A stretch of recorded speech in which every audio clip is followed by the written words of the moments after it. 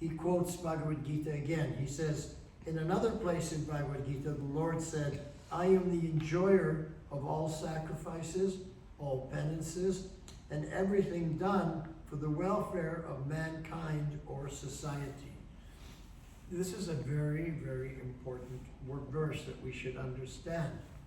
Krishna is talking about sacrifices that we make. He's talking about penances that we perform. He's talking about work that we do for the welfare of mankind, for society.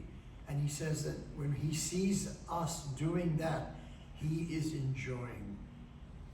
Okay. He's happy. He's pleased. You know, Krishna, Ishvara Parama Krishna, he's the supreme controller of all other controllers. The supreme, Parameshwara. He's beginningless, but he begins everything. Therefore, he is the cause of all other causes, the supreme. And we can make him happy. We can put a smile on his face by doing a little devotional service for the benefit of others. That is powerful.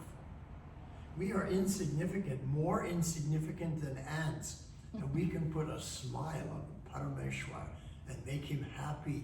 He's enjoying because we're doing seva for the benefit of others. We're doing bhakti yoga.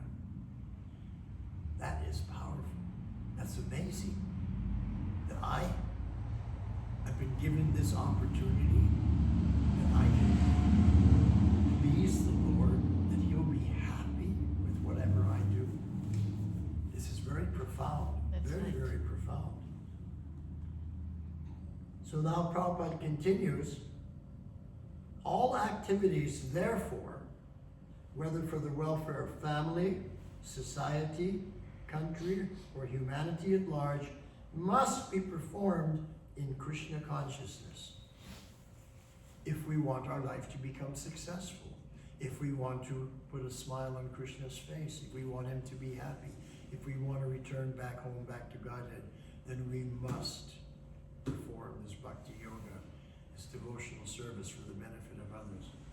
Otherwise, we will continue in this repeated cycle of repeated birth and death, of which the Shastra says that the worst thing, the most dangerous thing that can happen to any living entity is to take birth again, punarjanma. And why is that? Why is it the worst thing that can happen? Because right now, at my age, I know I've learned so many things. I have so much knowledge. But if I take birth again in my next life, in my baby body, I will forget everything. I will forget how to walk. Take me a year to learn how to walk. I'll forget how to talk. It'll take me 2 years to learn how to talk. I even forget how to eat. My mama has to feed me. I forget how to be clean, how to go to the toilet, how to dress myself. I forget everything. Then I have to go and learn the ABCs all over again. And I have to do this year, birth after birth after birth after birth. Everything you know in one life, you forget and you start all over again. Life after life after life after life. Now, if we were to go to the cinema and see a movie where we see a conditioned soul growing up, learning so many things, and then forgetting it again, and again takes birth, and again grows up, learns so many things, and again forgets everything, life after life after life. Everybody's laughing. It's a comedy. What a fool. Isn't it? If we saw such a movie. But it's us. Yeah. It's us. It's reality. And now Prabhupada has woken us up. Jeev Jago, Jeev Jago, Guru Chandra Bole. Lord Chaitanya is calling. Perform devotional service. Chant the holy names of the Lord. Go back home, back to God. And don't stay in this horrible condition of delusion. So, Prabhupada's saying that whatever we do must be performed in Krishna consciousness. In other words, we do it thinking of Krishna, for the pleasure of Krishna, for the benefit of Krishna. And in this way, Krishna is pleased. Now Prabhupada continues in the purport. That is the instruction given by the Lord to Kardama Muni. So the Lord gave that instruction to Kardama Muni. Of course, we understand that the Lord has given that instruction to everybody since time immemorial. And that same instruction has been given to us. Coming in parampara, that same instruction given to Kardama Muni is given to us by Srila Prabhupada. Now, how seriously will we accept this instruction? How sincerely will we implement this in our lives? Prabhupada taught me love means no force. So Krishna doesn't force because he has so much love for us. But he's giving us every opportunity to come to our senses, to realize this is what we must do. Otherwise, at the end of this life, we'll take birth again in another body and forget everything. You'll have to wear nappies for the first 2 years of your next life. Are you prepared for that? You either go back to Godhead or back to nappies. There's only two choices. Let's get serious here. So, now Prabhupada continues that Maharaj Yudhisthira, he welcomed Narada Muni, saying, wherever you are present, that place becomes sanctified because the Lord himself is always seated in your heart. And the same thing we say to Srila Prabhupada. We say to Prabhupada, wherever you are present, that place becomes sanctified because the Lord himself is always in your heart, seated in your heart. That is our understanding. That's how we see Srila Prabhupada. And that's how Srila Prabhupada has sanctified the world everywhere he went. Similarly, just as Yudhisthira Maharaj was welcoming Narada Muni, Prabhupada says, similarly, if we act in Krishna consciousness under the direction of the Lord and his representative, then everything is sanctified. So what does it mean that we act under the direction of the Lord and his representative? It means that we're following the eternal parampara system. Evam parampara praptam imam rajarshaho vidhu. This has been going on. This knowledge is coming in disciplic succession, from guru to shishya, guru to shishya. And if we follow this, if we act in this way, everything in our life becomes sanctified.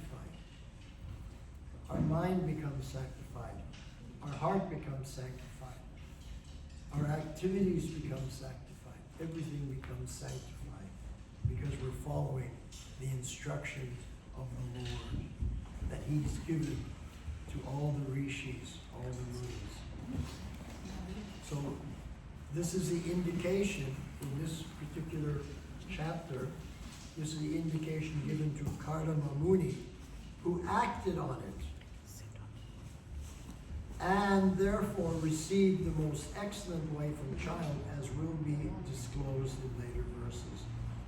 So this last line by Srila Prabhupada in this purport is very, very enlightening. When we act on the instructions of the Lord, when we follow parampara system, when we follow the instructions given by Guru and Krishna, then we receive all benediction. Not only do we receive the chance to go back home, back to Godhead, but in this particular case, Kardama Muni, he received the most excellent wife and child. So Krishna bestows everything upon us. You don't have to be a sannyasi. Krishna, whatever benefit he gives you, that's the greatest benefit. If you want a wife and child, he will make the arrangement. You get an excellent wife and an excellent child. And if you're a lady, you follow the Guru Parampara Tattva, he'll give you an excellent husband and an excellent child. So we can test this by acting on what Krishna is saying to us and seeing the result. And this is what Srila Prabhupada did. Because when I first joined this movement, I was already a devotee. Following a yoga process. I was following principles. I was following the Ashtanga yoga process, Kundalini yoga. But I was going from guru to guru, trying to find who was my eternal guru. So I went for one process, I'll try this for a while. Something better comes along, I'll move up. So I kept doing that. So then now, I'm doing this Kundalini yoga, very austere. And then now I'm meeting the devotees and starting to read Prabhupada's books. And so I'm ready to take the next step. And let's try this process. And I came, like I said, I was doing everything. Because every yoga process, you have to be eating veg only, no non-veg. Yet no intoxication, no illicit connection with women. Every yoga process is that way. No mental speculation. You have to follow the process as it is given. But the one thing I wasn't doing is the extra process that you have in Bhakti Yoga that you don't have in the other yogas, and that is chanting Muhammad, Kirtan, and Japa. So I said, okay, let me add this. So I came to Srila Prabhupada, his mission. This was in London, 1972, Bury Place Temple. First Murtis, Sri Murtis I saw were Sri Sri Radha Landanishwara. Prabhupada, that's where I first met Prabhupada. So Prabhupada was saying, you just add Krishna to your life. Add Krishna to your life. He didn't say, stop doing this, stop doing that, know this, know this, know that. He just said, add Krishna to your life, because people don't mind adding to their life. They don't like subtracting. Don't do this, don't do that. Nobody likes that. So he never said that. He just said, add Krishna to your life. And he was explaining what was the eternal truth, that Krishna is the Supreme Lord. We are Atma. We are not this body. We are the eternal servants of the Lord. And then when Prabhupada finished explaining in brief the tattva, the truth of reality, then he said, of course, you don't know me. I am a stranger in your country. And intelligent people do not blindly accept what strangers say. That's what Prabhupada said. And then Prabhupada said, but what do intelligent people do? They make a test to see if what this Swami is saying is true. So then Prabhupada said, so you chant this mantra for a week or 2 weeks and see what is the result. There will be no loss because I'm freely giving this mantra. I'm not charging anything. Freely giving it. And you see what is the result. So I was sitting there, I'm thinking, okay, I'm intelligent. I have to make a test. So I remember one devotee friend explained to me, because I'd never chanted japa. I was following all the different yoga processes, but there was never a japa involved. We have these beads, 108 beads, and you chant on every bead, Hare Krishna, Krishna Krishna, Hare Hare, Hare Rama, Rama Rama, Hare Hare. And there's 108 beads. That's called one mala, and we do 16 malas every day. And I went, oh my God, what a tapasya. I was intimidated. I was thinking, can I do this? So then one day I decided, well, I have to make a test. I got to give it a try. So I remember sitting down on the bed. I had the japa mala. I looked at my watch. I closed my eyes because I was familiar with meditation. Closed my eyes and started chanting the japa. Hare Krishna, Krishna Krishna, Hare Hare, Hare Rama, Rama Rama, Hare Hare. And then I came to the end of the mala. Opened my eyes, looked at my watch, it was only 10 minutes. I thought, oh, that wasn't so bad. So I thought, let me do another one. So I did a second round. Hare Krishna, Krishna Krishna, Hare Hare. Hare Rama, Rama Rama, Hare Hare. Looked at my watch again. Only another 10 minutes had passed. So I was thinking, I think I can do this. Maybe I can do this. So the next day I decided to double it again. So I did 4 malas the next day. Wow. Hare Krishna, Krishna Krishna, Hare Hare. Hare Rama, Rama Rama, Hare Hare. And I was becoming confident. This is not as difficult as I thought. In just a little over half an hour, I chanted 4 malas already. And it was a good use of my valuable time. I wasn't wasting it in the pub or some other place where people go and waste their valuable time. So then I decided, let me double it the next day and see how I can do with 8. So the next day I did 8. And then I became convinced, I think I can do this. So the next day, on the 4th day, I did 16. Wow. And then I was convinced I can do this. And I just started doing it. That was 50 years ago. I'm still doing it. I started chanting Hare Krishna, I never stopped. Because it was ever fresh.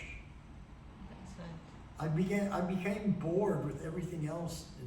I loved music, but I even became bored with the music I was playing. But, and I was into so many different styles of music, so many different songs that I loved and everything. And I gave that all up, and I just do one song, one mantra, and I'm never bored. It's ever fresh. That's right. Because Prabhupada explained this comes directly from the spiritual world. It's apurusheya. It's not spoken by man. It comes from the spiritual realm and has all the qualities of the spiritual realm. The Maha Mantra is Sat Chit Ananda. It's eternal, full of knowledge, full of bliss. And not only that, but it's the sound incarnation of Sri Krishna Bhagavan. And when you chant the holy name of the Lord, you are in direct contact with Krishna. That's right. Of course, we don't realize that in the very beginning because our hearts and our minds are covered over by the 6 enemies. Chairipu, lust, anger, greed, envy, intoxication or madness and illusion. These things cover us. But as we take up the chanting, the heart becomes more and more sanctified, more and more purified. And then we begin to understand this tattva. And Krishna is so pleased to see us taking up this process. He just gives so much ashirvad. And he gives us, in the Bhagavad Gita, he explains what he gives us. For example, chapter 10, shloka number 10. Tesham satata yuktanam bhajatam priti purvakam dadami buddhi yogam tam yena mam upayanti te. Anyone, Tesham, those persons, any persons who takes up this process, satatam, regularly, then dadami buddhi yogam tam, I give you the intelligence of yoga. Yena mam upayanti te, so you can return back home to my nitya lila. Finished with this punarjanma. You go back to the Sanatan lifestyle. No more death, no more old age, no more disease, no more stress, no more anxiety. Keval Ananda Kanda. It's just a path of bliss. Jai. That's what he says in chapter 10, verse 10. In 15:15, he says,